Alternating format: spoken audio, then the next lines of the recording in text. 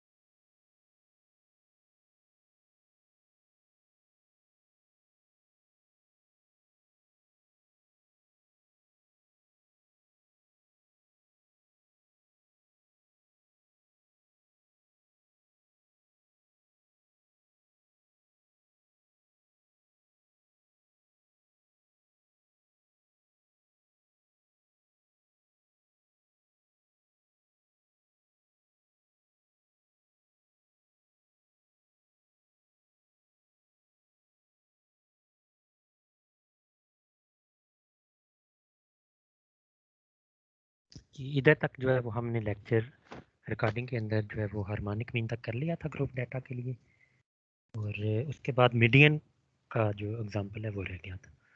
तो मीडियन के लिए जो है वो डाटा वही हम इस्तेमाल कर रहे हैं जो ऊपर वाले एग्जांपल में इस्तेमाल हुआ।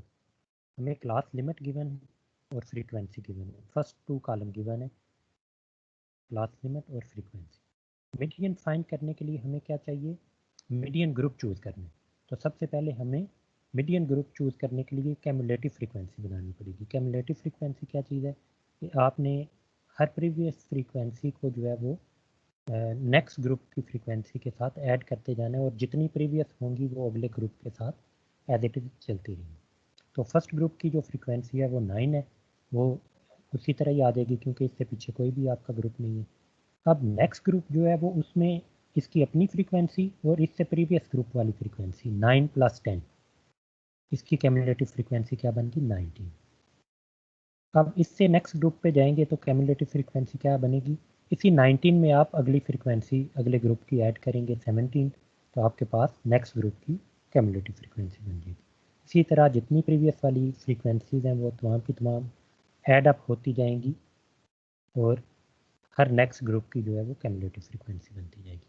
अच्छा, इसमें से जो है वो मीडियन ग्रुप कैसे चूज़ होगा? जब कैमुलेटिव फ्रीक्वेंसी बन गई है तो मीडियन ग्रुप हमने चूज़ करना होता है जिसमें सेंट्रल वैल्यू, जिसमें मिड वाली वैल्यू जो कि डाटा को दो पार्ट के अंदर डिवाइड कर दे, ऐसी वैल्यू चूज़ करनी होती है। तो उसके लिए फिर हम जो है वो कैमुलेटिव फ्रीक्वेंसी में नंबर देखते हैं कि किस क्लास में हमारा n/2 जो है वो फर्स्ट टाइम कंटेन कर रहे हैं। तो n/2 एक्चुअली n क्या है? सम ऑफ फ्रीक्वेंसी। तो फ्रीक्वेंसी जो है वो 60 थी टोटल सम करने से, तो डिवाइडेड बाय 2 करेंगे तो आंसर आ गया 30। अब इस 30 को हमने देखना है कि कैमुलेटिव फ्रीक्वेंसी में फर्स्ट टाइम किस ग्रुप के सामने लाई कर रहे हैं। क्या फर्स्ट ग्रुप 9 कंटेन करता है 30 को? आंसर है नो। 19 अगेन आंसर है नो।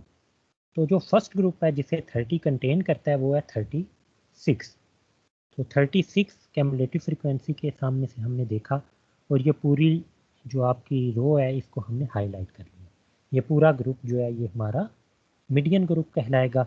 बाकी टर्म जो है वो हमने मेंशन कर दी थी जब फार्मूला डिस्कस किया था। अब इसमें एल जो है वो लोअर क्लास बाउंड्री है, तो इसका मतलब है हमें क्लास लिमिट गिवन है तो हमने उससे क्लास बाउंड्री बनानी है।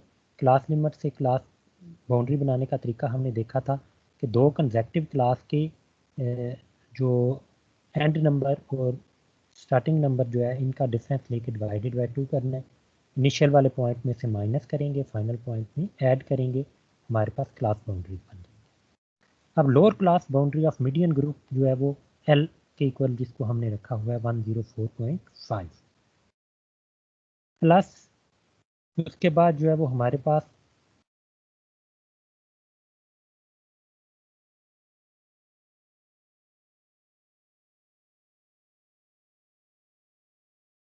n/2 माइनस सी जो है वो प्रीसीडिंग ग्रुप की कैमुलेटिव फ्रीक्वेंसी है। ये 19 जो है ये प्रीसीडिंग ग्रुप की कैमुलेटिव फ्रीक्वेंसी सी के इक्वल आ गई, n/2 का आंसर 60/2 है। माड ग्रुप की जो फ्रीक्वेंसी है f वो है 16 हमारे पास, सॉरी 17, इधर से हमें नज़र आ गई। सिंपल फ्रीक्वेंसी 17 है, कैमुलेटिव प्रीसीडिंग कैमुलेटिव फ्रीक्वेंसी जो है वो 19 है। प्रीसीडिंग का मतलब है कि जो आपका मीडियन ग्रुप है उससे जो प्रीवियस वाला था, एक अबव जो ग्रुप चल रहा है उसके, उसमें से हमने कैमुलेटिव फ्रीक्वेंसी प्रीसीडिंग ग्रुप की चूज़ करनी है। तो उसका नाम सी रखा हुआ था फार्मूला में, तो वो हमने इधर पुट कर दी।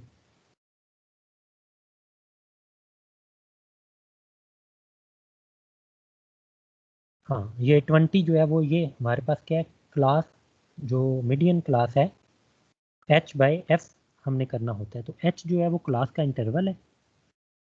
इस क्लास के दोनों एंड पॉइंट के दरमियान में जितने पॉइंट्स आ रहे हैं वो कितना डिस्टेंस है, वो 20 का डिस्टेंस।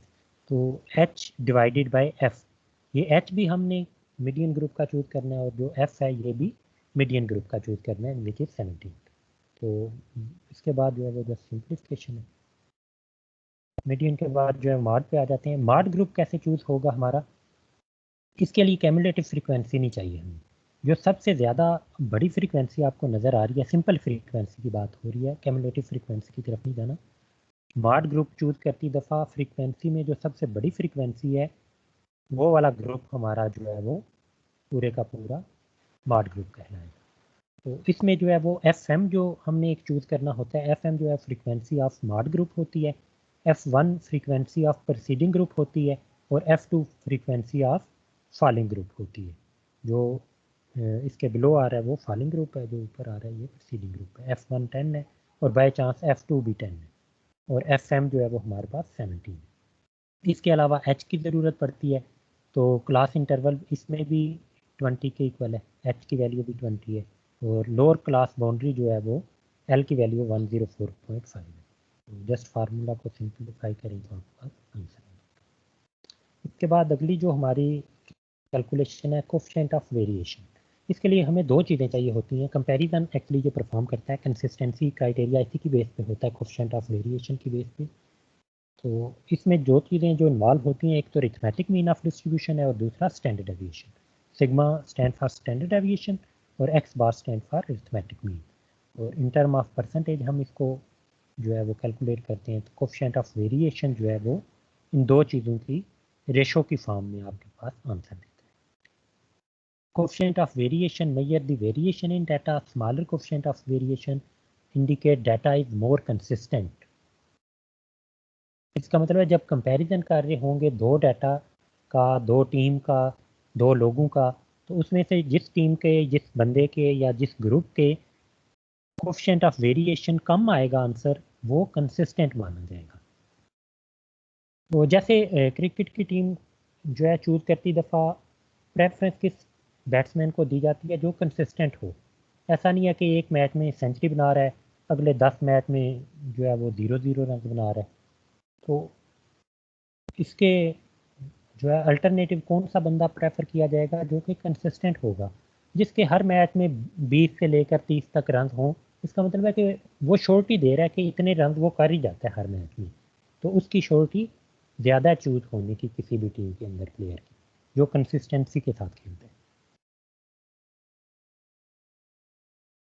और तीसरा पॉइंट जो है वो कि अगर आपकी coefficient of variation greater value दे रहा है, तो इसका मतलब है जो आपका डाटा है वो डिस्पर्स्ड है या उसके अंदर वेरिएबिलिटी ज़्यादा आ रही है। कंसिस्टेंसी क्राइटेरिया है क्या, when there are two set of data with their coefficient of variation, the data with the smaller value of coefficient of variation will be more consistent. अब दो टीम का डाटा हमें given है, हमने बताना है कि कौन सी टीम जो है वो कंसिस्टेंट है। टीम फर्स्ट टीम के गोल, नंबर ऑफ गोल गिवन है हमें, फुटबॉल की टीम रही, और नंबर ऑफ मैच, कितने मैचेस के अंदर जो है वो उसने 0 गोल किए, 27। ये एक टीम है ए।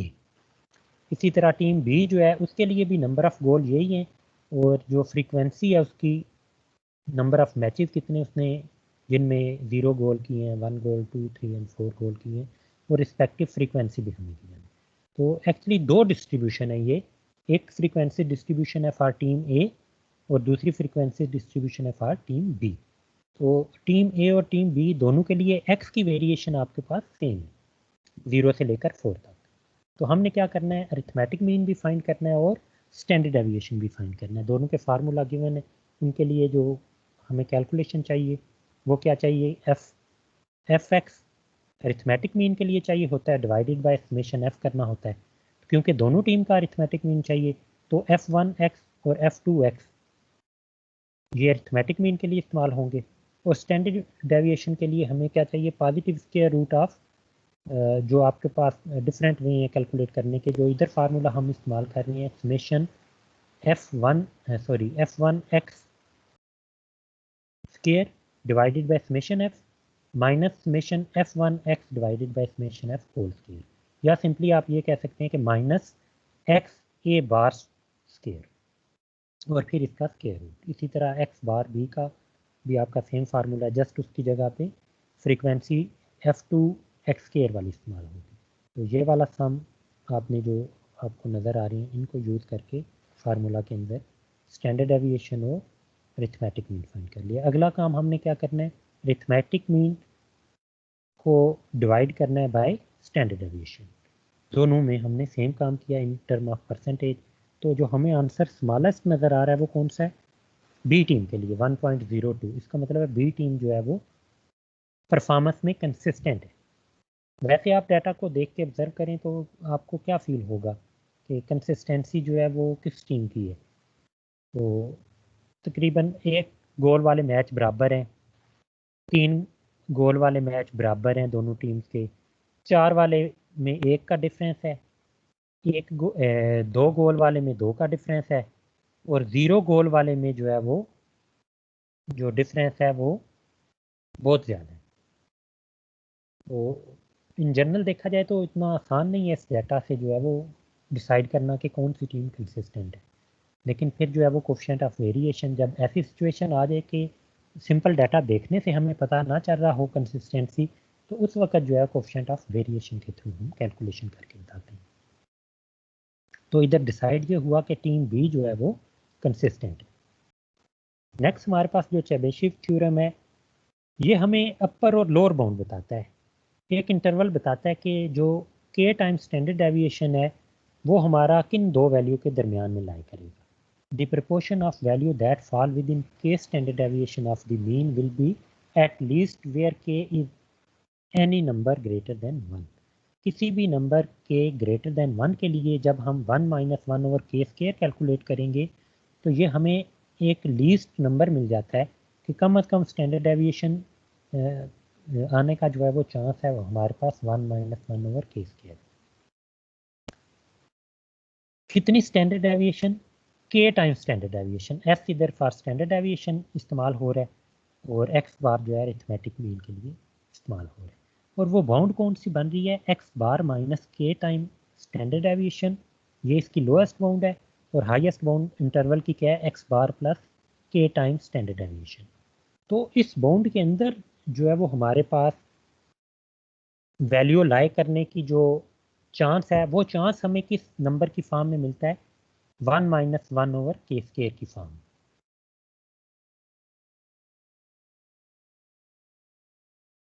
ये नंबर एक्चुअली हम इधर से फाइंड करते हैं चेबीशेव थ्योरम। ये वाली इस इंटरवल के दरमियान में वैल्यू लाई करने की जो चांसेस हैं वो हमें ये वाला नंबर देता है।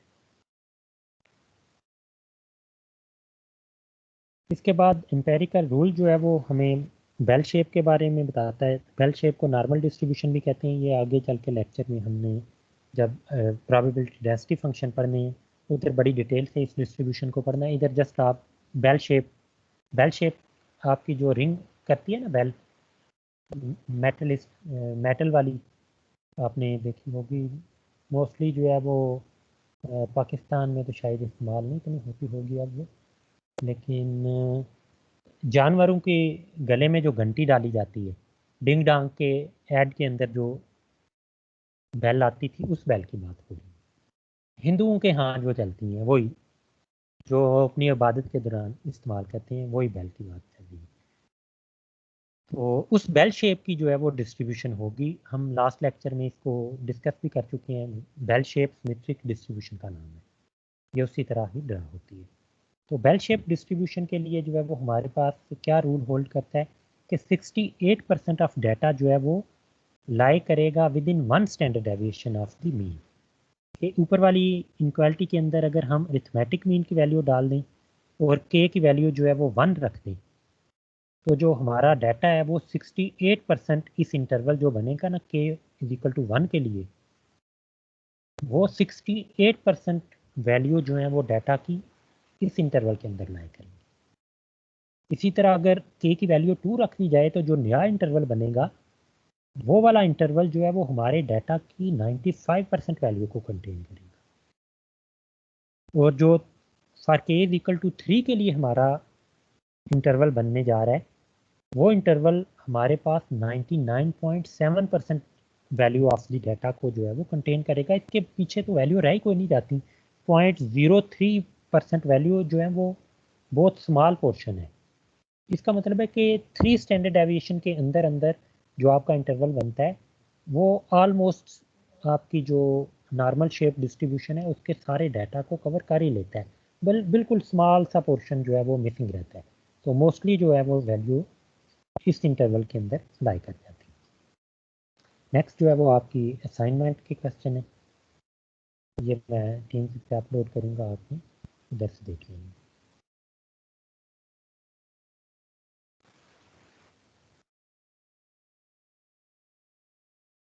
जी, अगर किसका कोई क्वेश्चन हो तो हैंड रेज कीजिए काइंडली। अच्छा, जो रिकॉर्डेड लेक्चर है उसमें से भी आप क्वेश्चन पूछ सकती हैं। जो आपका प्रीवियस लेक्चर है, जो लोग नहीं थे कल लास्ट टाइम क्लास में, वो लोग भी जो है क्वेश्चन पूछ सकती हैं। और जो अभी हमने डिस्कस किया है इसमें से भी आप क्वेश्चन पूछ सकती हैं। तो अच्छा तरीकाकार ये होगा क्वेश्चन पूछने का। आज तो चलें, आप जैसे भी पूछेंगे कोई मसला नहीं है, लेकिन नेक्स्ट टाइम जब आपने कोई क्वेश्चन पूछना हो तो उसका तरीकाकार आप ये करें कि आप स्लाइड नंबर जो है वो अपने पास नोट करें। तो स्लाइड नंबर नोट करने से जो है वो आपको और मुझे भी आसानी रहेगी कि आपका एग्जैक्ट क्वेश्चन क्या है और फिर उसका एग्जैक्ट आंसर भी आपको उसी तरह मिलेगा। तो क्वेश्चन लेने से पहले मैं आपकी अटेंडेंस नोट कर लूँ।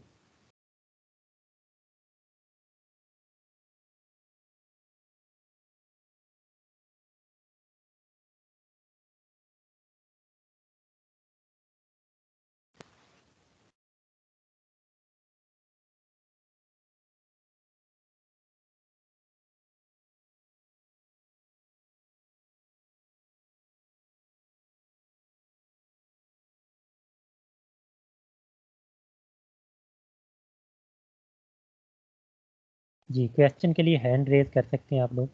जब हैंड रेज करेंगे तो फिर मैं आपको ऑप्शन दे दूंगा बोलने का।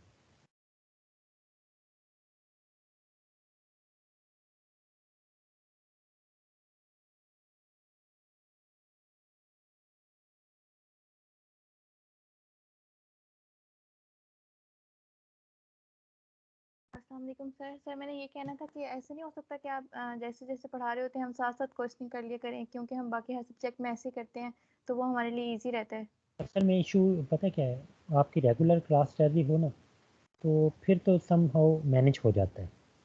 ऑनलाइन क्लास में जो है वो ये चीज़ मैनेज करना बहुत मुश्किल हो जाती है, क्योंकि बाकी लोग पहले ही इतना इंटरेस्ट नहीं ले रहे होते। मैंने मोस्टली ऑब्ज़र्व किया कि कोई बंदा दही लेने गया होता है क्लास में से, तो मैं क्योंकि रैंडमली दरमियान में से पूछ लेता होता हूँ, हाँ भाई फ़लाँ ये बताओ। तो जब फ़लाँ से पूछा जाता है तो फ़िज़ा बतूल से जब ये पूछा जाएगा कि ये क्वेश्चन का आंसर दें, तो आगे से रिप्लाई ये मिलता है, सॉरी सर मैं मार्केट में आई हूँ। सर तो लेकिन जो ले रहे होते हैं उनके लिए तो इजी रहता है ना, इस तरह हमारे लिए बहुत मुश्किल हो जाएगा। नहीं, मुश्किल नहीं होगा। देखें, लेक्चर इस तरह होना ही नहीं करना ना नेक्स्ट टाइम से। लेक्चर का तरीकाकार लास्ट टाइम शायद आपको मैंने बताया भी था कि मैं लेक्चर जो है वो हमेशा से आपका रिकॉर्ड करके अपलोड कर दिया करूँगा। आप जो है वो बड़े मज़े से बैठ के जब भी आप फ्री हों वो लेक्चर सुनेंगे। जिधर जिधर आपको डिफ़िकल्टी फ़ील हो रही होगी वो आप नोट कर लेंगे, और जब क्लास का टाइम होगा उसमें हम डिस्कशन रखा करेंगे। तो दरमियान वो आप यही समझें कि जब भी आपकी बारी आनी है उसमें आपके पास ऑप्शन है, आप रोकें, सोचें उस पर, जितना मर्ज़ी टाइम दें और फिर क्वेश्चन पूछें अपना। तो ये ज़्यादा बेहतर तरीका है। असल में ये रिकॉर्डिंग का तरीकाकार जो है वो अडॉप्ट इस वजह से करना पड़ता है कि सम टाइम जो है वो स्टूडेंट के इंटरनेट का भी इशू आ जाता है और सम टाइम मेरी तरफ से भी जो है वो इंटरनेट का इशू आ जाता है। तो ये अनसर्टन सी चीज़ है, इस पर किसी का कंट्रोल नहीं है, ना स्टूडेंट की तरफ से और ना ही मेरी तरफ से। तो रिकॉर्डिंग में जो है वो ये चीज़ मैनेज हो जाती है कि अगर मेरी तरफ से इंटरनेट में इशू आ भी रहा हो तो लेक्चर आप तक पहुंच चुका होता है, और इसी तरह अगर आपकी तरफ से भी इंटरनेट का उस वक्त इशू हो तो आपने लेक्चर तो एटलीस्ट सुन लिया होता है। तो फिर पीछे एक ही पोर्शन रह जाता है, अटेंडेंस आप लोगों की मार्क होना। तो उसमें जो है वो आप किसी ना किसी तरह लॉग इन हो ही सकती हैं शॉर्ट पीरियड के लिए। सर डिपार्टमेंट वालों की तरफ से आया था कि पर वीक एक क्लास होगी। हाँ, वो एक ही हुआ करेगी इंशाल्लाह। इसमें जो है वो मैंने क्लास इस वजह से ले ली है कि आपका जो कल की क्लास थी ना उसमें आधे लोग जो हैं वो ऐड थे, आधे लोग ऐड नहीं थे। तो इस वजह से ताकि जो लोग रह गए थे उनकी क्लास भी हो जाए, तो इस वजह से इस वीक में 2 क्लासेस हुई हैं। नेक्स्ट वीक में जो अगर डिपार्टमेंट की एक की क्लास है तो फिर एक ही हुआ करेगी। अगर डिपार्टमेंट ने डिसाइड किया कि 2-3 क्लासेस लें तो 2-3 ले लेंगे।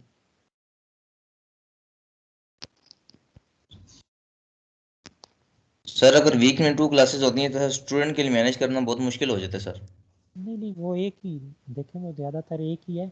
वो ऑप्शन पहले भी मौजूद था कि एक क्लास लें आप, और अगर दूसरी आप लेना चाहते हैं तो ले लें। पहले भी इसी तरह का ऑप्शन था, लेकिन अब जो आप कह रहे हैं बात के एग्जैक्टली एक ही हुआ करनी है तो वो ज़्यादा बेहतर रहेगी, लोड मैनेजेबल रहेगा आपको। अच्छा, इसमें जो है वो जो स्टैटिस्टिक का और प्रोबेबिलिटी का आपका जो ये कोर्स होता है ना, इसमें कैलकुलेशन जो है वो ज़्यादा होती है आपकी। तो कोई बहुत लंबी चौड़ी थ्योरी नहीं आपको इसमें रटनी पड़ती। एक फार्मूला याद करना है और फिर उसके अंदर जो है वो इंफॉर्मेशन स्टेटमेंट से कैसे एक्सट्रैक्ट करनी है आपने, वो इंफॉर्मेशन एक्सट्रैक्ट करने का तरीकाकार आपको आना चाहिए। बाकी जस्ट फार्मूला के अंदर फिर वैल्यू डाल के कैलकुलेशन करनी है, बाकी तो कैलकुलेटर का काम है। तो कोई इतना डिफ़िकल्ट कोर्स है नहीं, अनलेस कि आप इसे खुद ना डिफ़िकल्टी में कन्वर्ट कर लें। कोर्स सिंपल है बना, तो सिंपल फार्मूले होते हैं, 1-2 दफ़ा आप उनको देखें तो वो याद हो जाने वाले होते हैं। और बाकी डाटा की जो एक्सट्रैक्शन है स्टेटमेंट से, सम टाइम डायरेक्टली डाटा मिल जाता है, सम टाइम आपको स्टेटमेंट से निकाल के खुद पुट करना पड़ता है। तो उस केस में जो है वो जितनी आपकी प्रैक्टिस होगी उतना ही अच्छा आपको ग्रिप आती जाएगी इस पर। तो ये इतनी कोई डिफ़िकल्टी वाली बात है नहीं।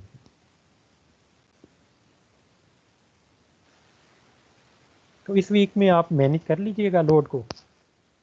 चले, मैं आपको जो असाइनमेंट दी है वो इस वीक की नहीं देता, इसमें नेक्स्ट वीक जो है वो भी आपको टाइम दे देंगे कि आप नेक्स्ट वीक के जो एंड पे असाइनमेंट अपनी सबमिट करवा।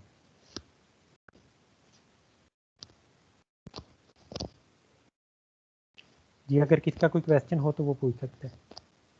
अच्छा, अगर फौरी तौर पे किसी का क्वेश्चन नहीं है तो आप जो है वो बाद में अगर किसी दफ़ा किसी को लेक्चर पढ़ती दफ़ा मसला आ रहा हो तो वो मुझे चैट के अंदर जो है क्वेश्चन पूछ सकता है। टीम के अंदर जो चैट का ऑप्शन आता है, जो मैसेजिंग का ऑप्शन आता है इधर, इसी के अंदर जो है वो आप मुझसे